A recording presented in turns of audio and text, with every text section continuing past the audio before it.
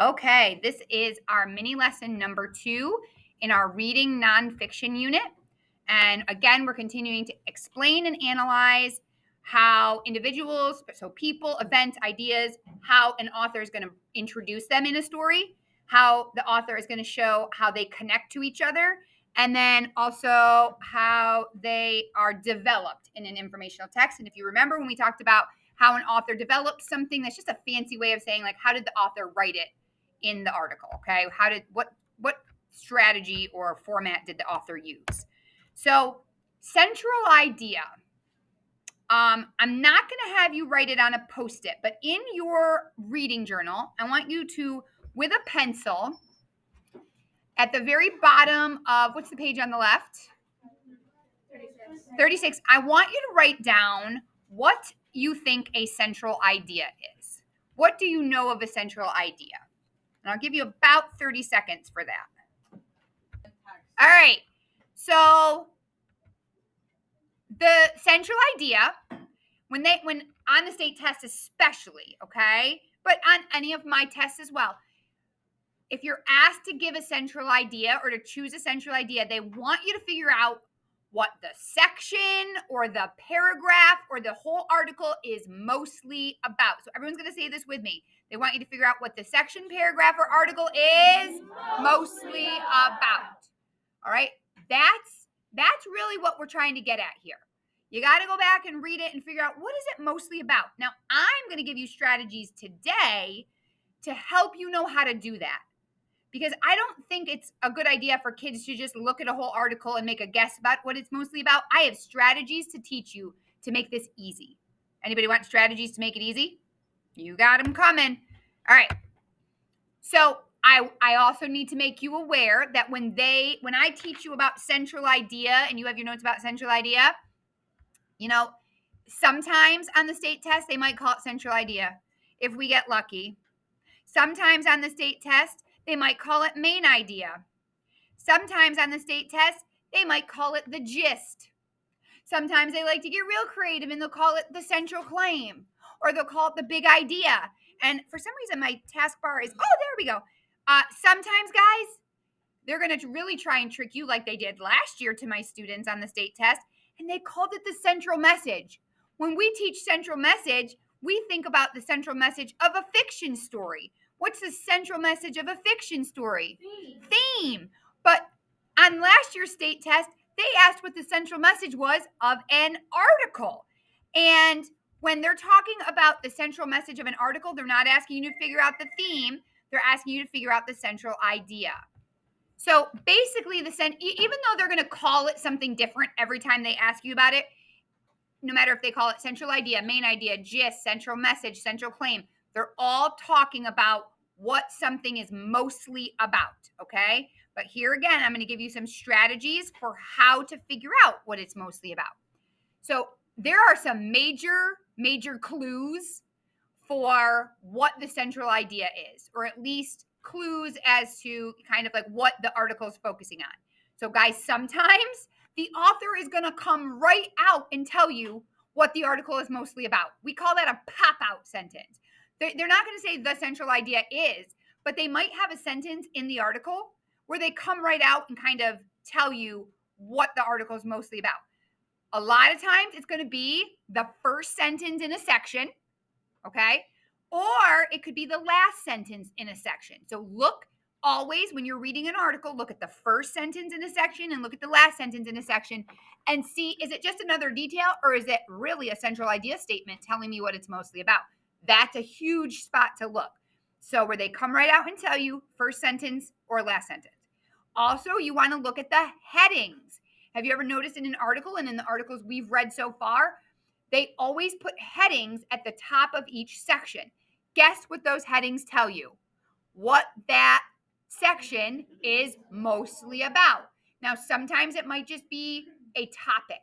It might not be a full central idea of that section, but it's going to at least give you the start of what is it mostly about. Also, look at subheadings. All right, so they might break it down even further and they might tell you little headings and titles of each part. Titles of the article. Sometimes people like to get fancy and creative with the titles of their article, and you can't always tell what it's about. They want to leave you guessing. Sometimes they might literally tell you the central idea in the title. So you always want to look these places for clues. They want you to know what the article is about. They're not trying to make it tricky. Authors want you to know what they're writing about. So look at the titles, look at the headings, look at the subheadings. Look for those headings that are in bold usually, okay? All right. So the big thing I'm going to teach you today is to look and pick out all the important details that you find in the text. Remember when we did the big questions and certain things stood out to you as like, whoa, those are huge details they included here, right? I want you to pick out what those important details are. And I want you to look at all those details and think, how do these details fit together? So everyone's going to do that with me. We're going to say, how do these details fit together? One more time. How do these details fit together? We're going to say it another way. We're going to say, what do they have in common? What do they have in common? So every time I ask you about central idea, you're going to talk about pick out the important details, figure out what the details have in common. How do these details fit together? All right. So I'm going to give you some goofy examples to help you remember this. This is in your notes too, okay? So I'm going to ask you to use your imagination a little bit, and I'm going to ask you to pretend that my knife, my fork, and my spoon are details in a text. I know, that's kind of weird, but just pretend those are the details you're given. And I'm going to ask you now, okay, how do these details fit together? Now, when you come up with a central idea of a text, you can't use any of the actual details in your central idea. You have to find what the details have in common. So, for example, if I'm talking about knife, fork, and spoon, I can't say, oh, what do they all have in common? Oh, they're all knife, forks, and spoons. I can't identify any of the details when I say what they have in common. You're going to have to come up with a new category in your own mind. So even though these are called knife, fork, and spoon, I bet I could put it out to all of you and say, what do these details have in common? They're all eating utensils. What's another way we could call it? Silverware, things we use to eat, right? Those are all great answers for what these details have in common. Did any of you mention knife? Did any of you mention fork? Did any of you mention spoon? So when you come up with what the details have in common, you don't ever mention any of the specific details. You're coming up with a new word, a new category that all the details fit into, okay? I'm going to give you another example. I think I need to hide my camera. I'm going to just take that right off. So in longer text, there's going to be more details, right?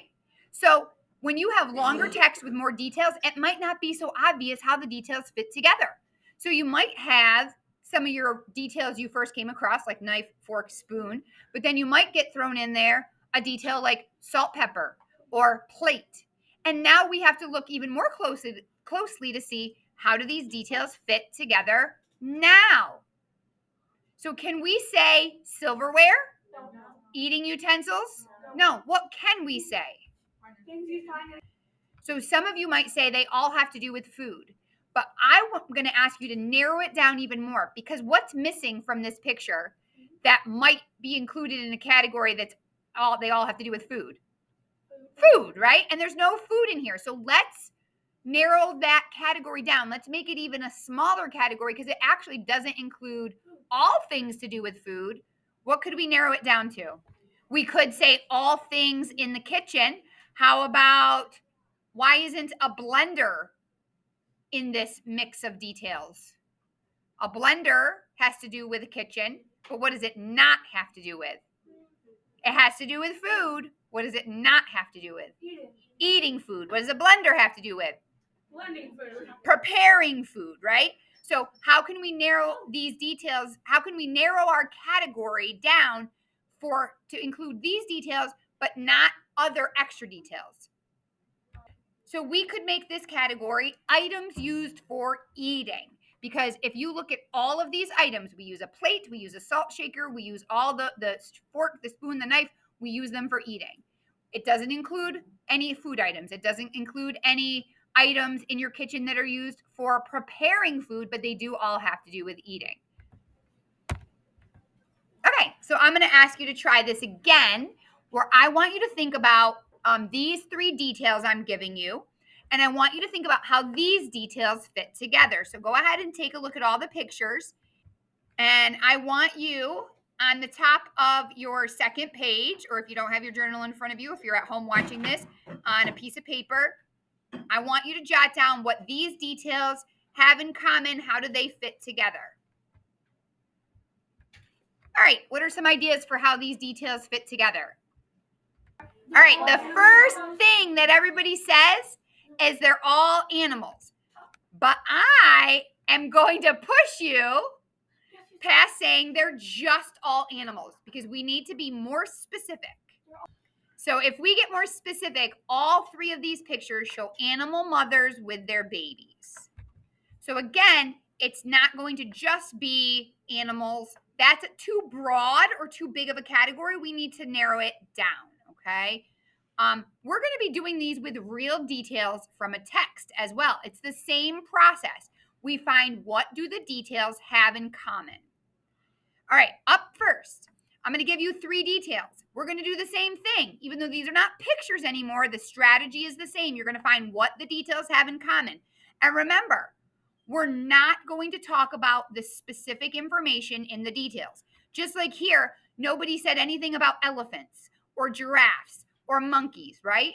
Just like here, nobody mentioned that they all have in common that they're fork, spoon, and knife, right? We're not mentioning the specific names of any details. We're finding a new word about what they have in common. Or in this case, we're going to be looking for a sentence telling what they have in common. So let me read you the 3 key details I'm giving you. Here we go. 1, influencing elementary schoolers is really important for the soda companies.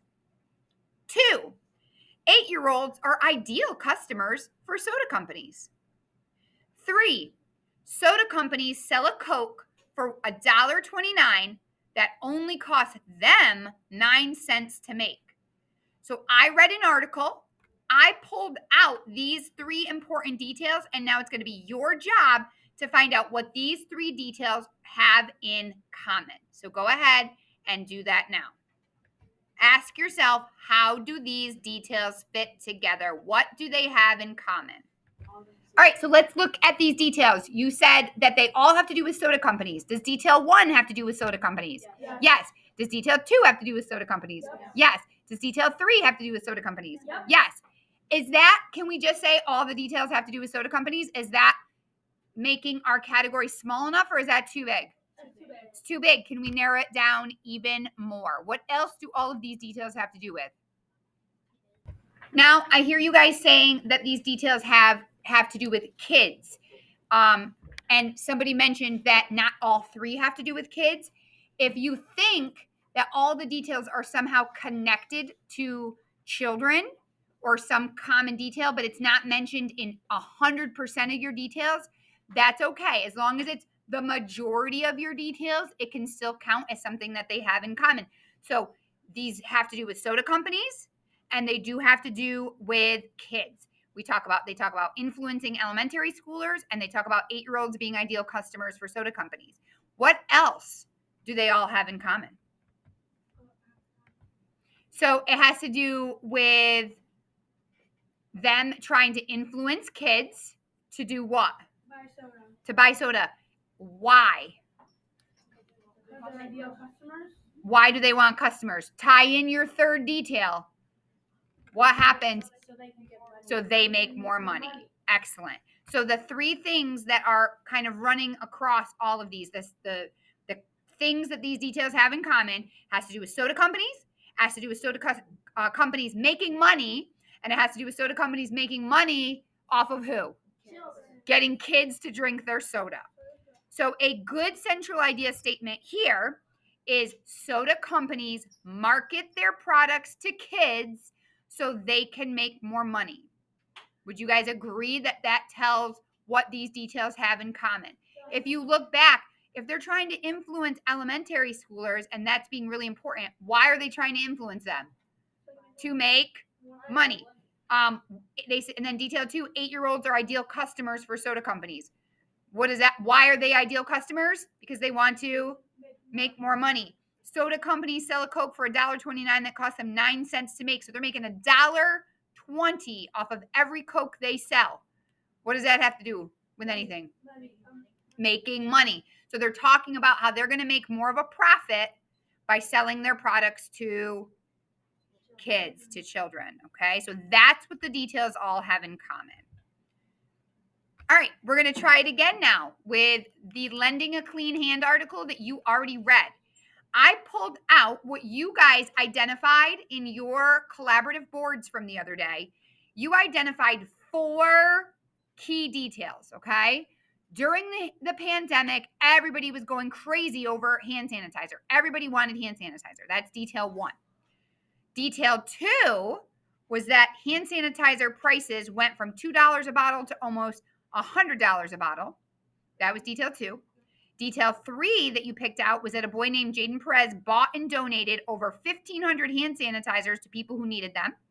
And detail 4 was that hand sanitizer kills most of the germs on your hands.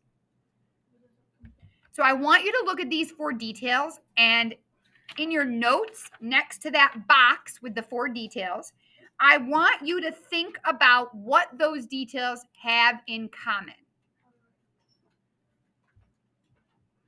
So now that you've had a chance to come up with what they have in common, let's go over what they have in common and how they're connected.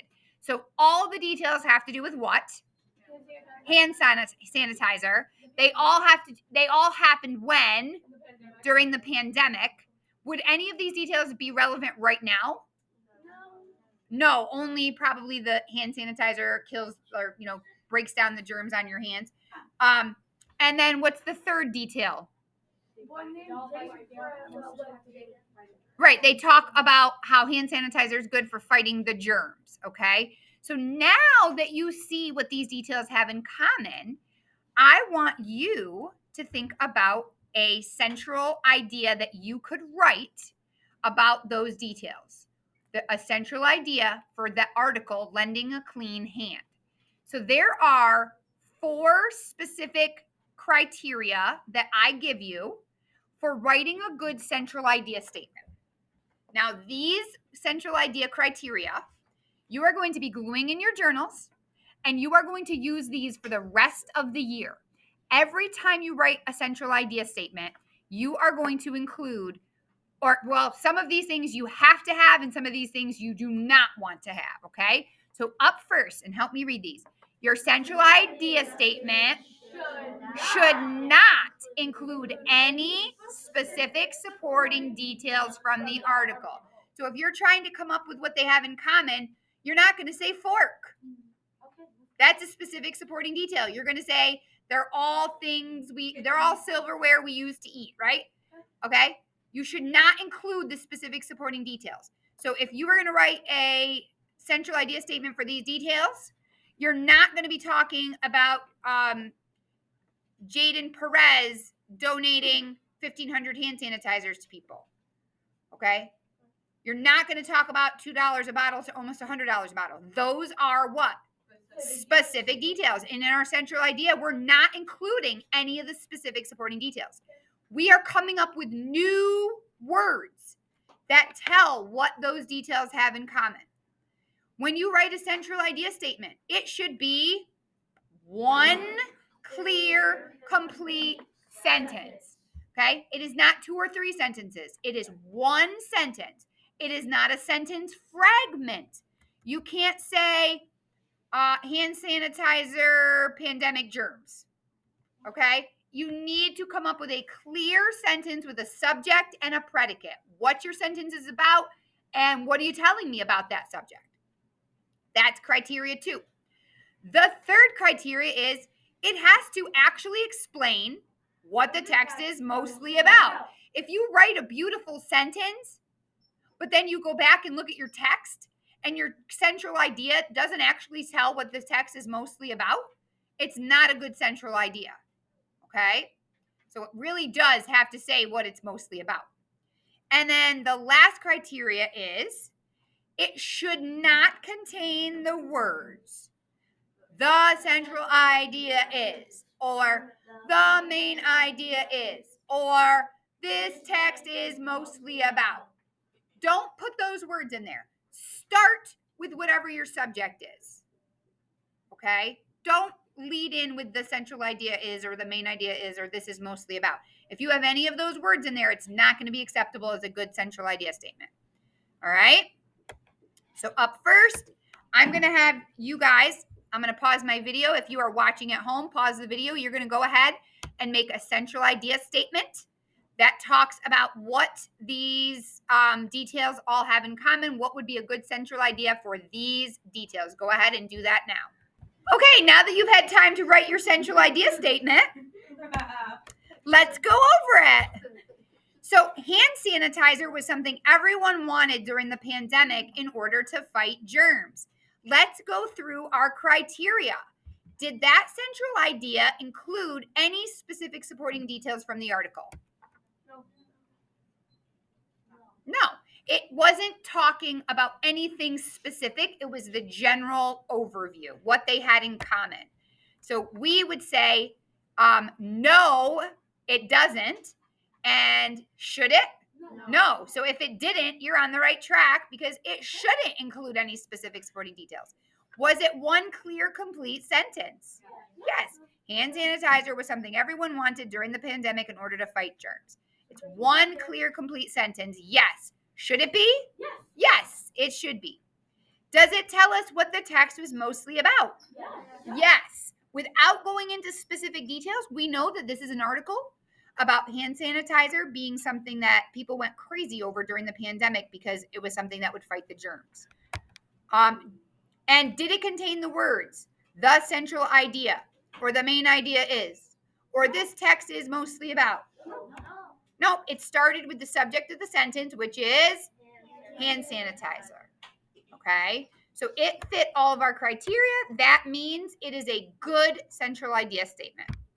Okay, your job now in your Google Classroom, you're going to go back to the article that we read on Wednesday.